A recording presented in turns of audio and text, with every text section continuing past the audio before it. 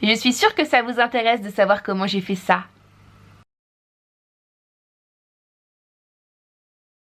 Bonjour à tous et bienvenue sur Apprendre la photo de portrait. Aujourd'hui on se retrouve déjà pour la 22e vidéo de mon défi, une vidéo par jour pendant 30 jours. On entame effectivement la 4e semaine et ça me fait déjà bizarre de me dire que dans 8 jours déjà, le défi va prendre fin. Alors quand je dis fin, oui et non, hein, parce que je vous ai découvert, chère communauté, et je vous aime, je crois qu'on s'aime et qu'on s'apprécie, et je crois qu'en fait mon côté nana, mon côté sincère et aussi mon côté cash vous plaît beaucoup. Donc j'ai pas forcément l'intention de m'arrêter de sitôt, et même si je ne fais plus une vidéo par jour, je pense que je vais au moins faire une vidéo par semaine, peut-être même plus, je sais pas, j'y réfléchis encore. Bref, alors aujourd'hui on se retrouve pour un nouveau type de vidéo, quelque chose que je ne vous ai pas encore proposé pendant le défi, et je sais pas vraiment comment l'appeler cette vidéo. En gros, vous savez, samedi dernier j'ai organisé une sortie photo nocturne dans les rues de Rouen, et c'était l'occasion pour moi et aussi pour mes amis photographes de découvrir et de se tester au portrait nocturne à l'aide de flash. Ça a été une vraie galère pour tout le monde parce que c'est vraiment pas évident, mais on a passé une soirée d'enfer. On s'est tous entraidés, on a échangé nos techniques, on a échangé ce qui marchait un petit peu moins, et franchement on est tous ravis. Enfin pour ma part, j'ai hâte de recommencer très bientôt, et ce que je vous propose aujourd'hui en fait c'est déjà de vous raconter comment ça s'est passé et que je vous explique comment j'ai réalisé les 2 photos dont je suis satisfaite. Ce sont les 2 photos qui sont sur l'écran derrière moi, mais ça va peut-être pas être évident pour vous de les voir, donc je vous mets ici Zoé et ici Anaëlle. Alors on s'était donné rendez-vous à 17 h au niveau de la cathédrale de Rouen. Un point bien stratégie pour ne perdre personne en route. Au rendez-vous 20 photographes et 12 modèles, soit une belle équipe. Parce que si on rajoute les accompagnateurs, les organisateurs, les assistants, nous formions un joyeux groupe de 40 à 45 personnes. Autant vous dire que quand on se déplace, on se fait légèrement remarquer, d'autant plus qu'on avait tous nos pieds, nos flashs, nos parapluies. Il y a énormément de passants qui nous ont sollicités en nous demandant mais qu'est-ce que vous êtes en train de fabriquer? Alors évidemment on leur a expliqué avec plaisir, parce que déjà d'une, ça me fait de la pub, et en plus il y a énormément de personnes qui s'intéressent à la photo, qui sont passionnées, qui possèdent un appareil photo, un réflexe, etc. Et donc la curiosité... Donc on discute facilement avec tous les passants, et souvent ils sont très ravis de pouvoir nous regarder travailler, et puis de partager aussi leurs pratiques. Alors pour une fois il faisait beau en Normandie, donc à 17 h autant vous dire qu'il y avait encore une pleine lumière. Bon, on a papoté, voilà, on a procédé au droit d'inscription, on a formé les groupes, etc. etc. Et à 18 h la nuit était assez présente pour que l'on puisse commencer. On s'est donc positionné dans une petite rue, vous savez, les petites rues charmantes du centre-ville historique de Rouen, les vieilles chaumières, les jolies lanternes, les belles vitrines, etc. etc. Les rues pavées aussi à ne pas oublier. Et donc on s'est tous installés tout au fil de la rue pour ne pas qu'on se gêne dans nos démarches, dans nos tests, etc. etc. Et on a sorti tout notre petit bazar. Alors pour ma part, j'avais pris mon Nikon D750 et mon 24-70 2.8, tout simplement parce que je me suis dit, dans les petites rues de Rouen, je ne vais pas avoir beaucoup de recul. En plus, je ne pense pas m'éloigner de trop de mes modèles. J'avais pris au cas où mon 85 1.4 en me disant, si vraiment je n'arrive pas à gérer mes flashs, j'essaierai de faire tout simplement de la lumière naturelle en mettant des éclairages urbains, etc. etc. Mais je ne l'ai pas sorti. Voilà, je me suis vraiment lancé le défi de faire toute une soirée, donc de 17 h à 23 h, uniquement avec de l'éclairage au flash. J'avais donc pris mes 2 flashs, donc à savoir mon Metz 50 AF1 et mon Yongnuo, donc le YKen 968N. J'avais aussi acheté sur AliExpress, vous savez c'est un site chinois où tous les accessoires sont venus peu cher, des accessoires pour les flashs. Donc en fait j'avais acheté ça, vous savez, hop, ça se fixe sur le flash. Ça aussi, je pense que c'est pour concentrer la lumière en un point, ça doit être un snoot de flash Cobra. Et surtout, j'ai acheté ces petites choses, voilà, je sais pas si vous voyez, sont des petites cartonnettes de couleur transparente qu'on appelle en fait des gélatines. Donc en fait là vous avez un papier blanc entre chaque, mais par exemple là vous avez une gélatine orange, une gélatine verte, et il y en a de toutes les couleurs. Donc j'ai installé ça sur mon flash, donc vous voyez ça c'est un... Voilà, en gros j'ai dû installer un scratch tout autour et ça en fait c'est une espèce de coque pour les mettre dedans, mais je trouve pas ça très pratique. En fait apparemment il y a des gélatines où il y a des petites languettes des deux côtés et ce qui permet de venir le mettre sur le flash, de le fixer avec un élastique et c'est beaucoup plus pratique. Donc j'ai commandé dès hier des nouvelles gélatines à languettes pour me faciliter la vie. Mais vous allez me dire pourquoi pour ton premier test tu as voulu te compliquer la vie en utilisant des gélatines. Alors d'un, j'aime bien les couleurs. 2. J'ai l'âme d'un apprenti chimiste et de faire joujou avec des trucs que je viens d'avoir, ça me plaisait. 3. C'était finalement un moyen hyper stratégique de me rendre compte d'où allait chaque lumière de chaque flash et de l'effet de chaque lumière. Donc finalement, en termes d'apprentissage, c'était bien pratique. Et voilà, j'avais tout simplement envie. Donc à la base, j'ai commencé à photographier avec un flash, une gélatine bleue et mon autre flash, j'avais mis donc une gélatine orange. Alors pourquoi ces deux couleurs? Tout simplement parce que le bleu et le orange sont des couleurs complémentaires. Ça me permettait de jouer un petit peu pour donner une ambiance un peu cinématographique à mes photos. Et puis bon, c'est des couleurs que j'aime bien. Alors évidemment en plus de ça j'avais deux pieds photo et deux adaptateurs pour fixer les flashs dessus ainsi que mes triggers, à savoir un émetteur sur mon boîtier et deux récepteurs sur chaque flash.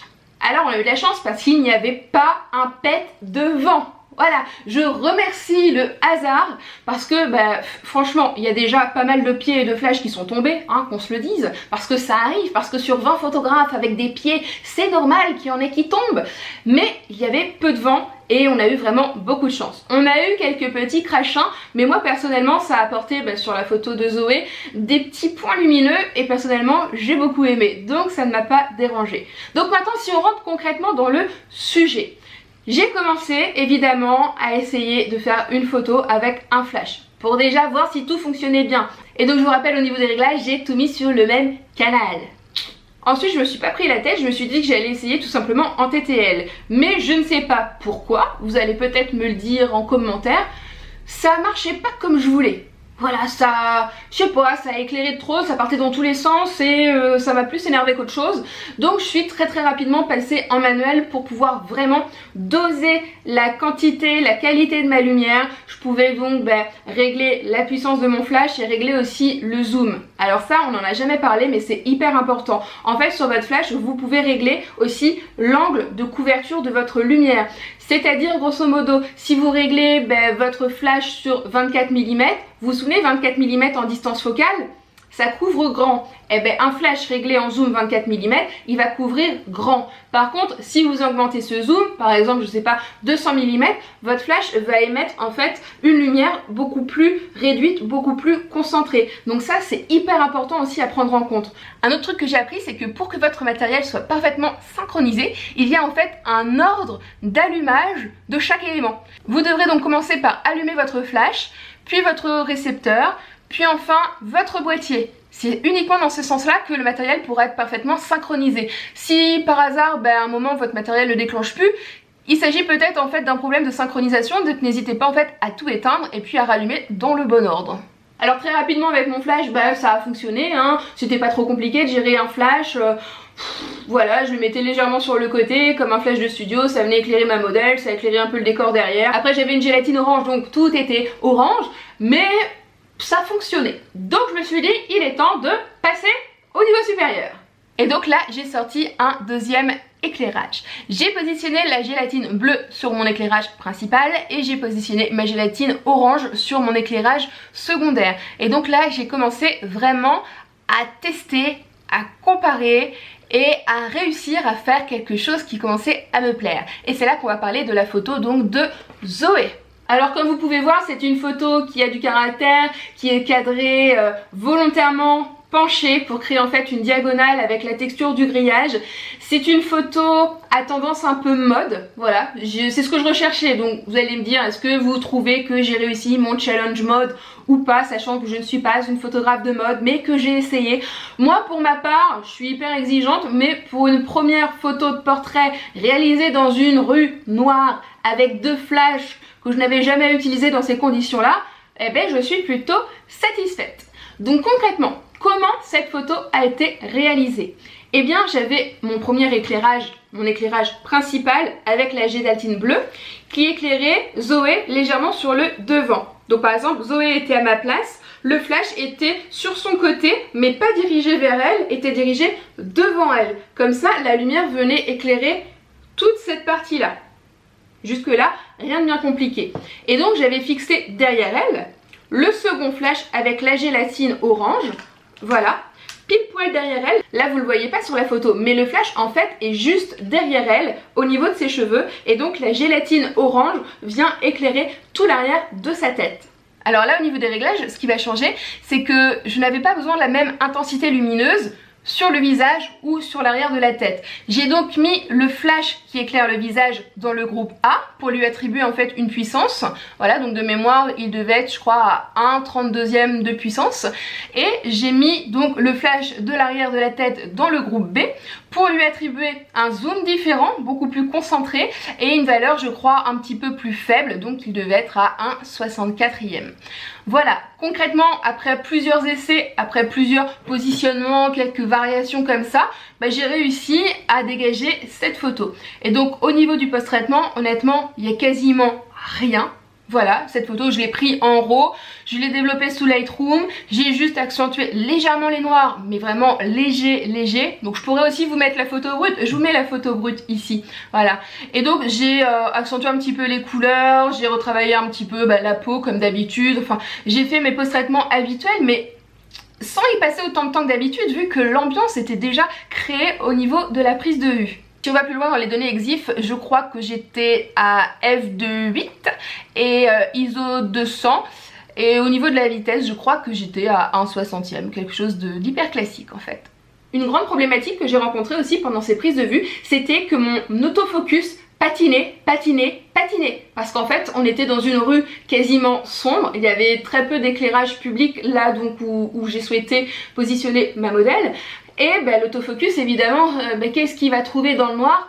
Pas grand chose. Donc si je suis honnête avec vous, cette photo là si on la zoome, elle est pas hyper nette parce que la mise au point c'était un peu un coup de chance. Une fois la mise au point se faisait bien, une fois elle se faisait pas bien. Donc après on en a discuté entre nous, dont avec Laurent Leger, Papounet, qui maîtrise ça depuis très longtemps et il me dit ça arrive dans certains cas que les photographes prennent une lampe de poche pour éclairer le modèle, pour permettre à l'appareil photo de faire la mise au point sur le modèle, il ferme la lampe de poche, ça déclenche. Voilà, dans d'autres cas on peut très bien aussi demander à la modèle de s'éclairer avec son téléphone. Voilà, le photographe fait la mise au point, on verrouille la mise au point, la modèle range le téléphone et là la mise au point est faite et se déclenche. C'est des petites astuces mais honnêtement j'y aurais vraiment pas pensé avant d'être confrontée carrément à ce problème là quoi. Alors pareil, hier j'ai commandé une petite lampe frontale là, puis une petite lampe de poche. J'ai hâte de recommencer la prochaine fois, puis d'affiner tout ça, puis de faire des photos encore plus waouh. Donc voilà pour la photo de Zoé. Maintenant donc pour la photo d'Anaëlle, eh bien c'était légèrement différent. Déjà on a changé d'endroit, on s'est retrouvé sur une place qui avait donc beaucoup de restaurants d'ouverts, de bars d'ouverts et donc des façades lumineuses. Et là je me suis donc aidée des lumières déjà présentes. Vous avez donc sur la photo d'Anaëlle deux couleurs dominantes, le bleu et le rouge. Le bleu a été ajouté de toutes pièces avec ma gélatine bleue, par contre le rouge en partie en arrière-plan était déjà existant. C'était donc une façade lumineuse d'un restaurant qui était totalement rouge au premier étage. Je me suis donc appuyée sur cet éclairage déjà naturel pour ajouter. Et là, j'ai procédé de la même façon que Zoé. C'est-à-dire que je lui ai mis un éclairage principal sur le côté, un éclairage bleu pour l'éclairer elle. Voilà, ce qui explique en fait pourquoi son blouson en cuir qui était à la base noir est devenu bleu.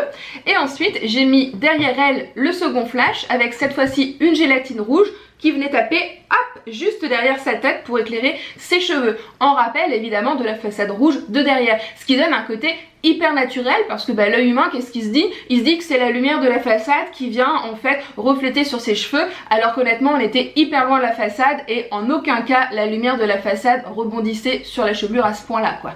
Par contre à la différence de la photo de Zoé, j'ai beaucoup plus post-traité. Je vous mets la photo brute juste ici. Donc comme vous voyez, l'éclairage principal était vraiment très bleu. La peau d'Anaëlle était quasiment bleu-violette également. Par contre, j'aimais le rendu qu'il y avait sur le blouson.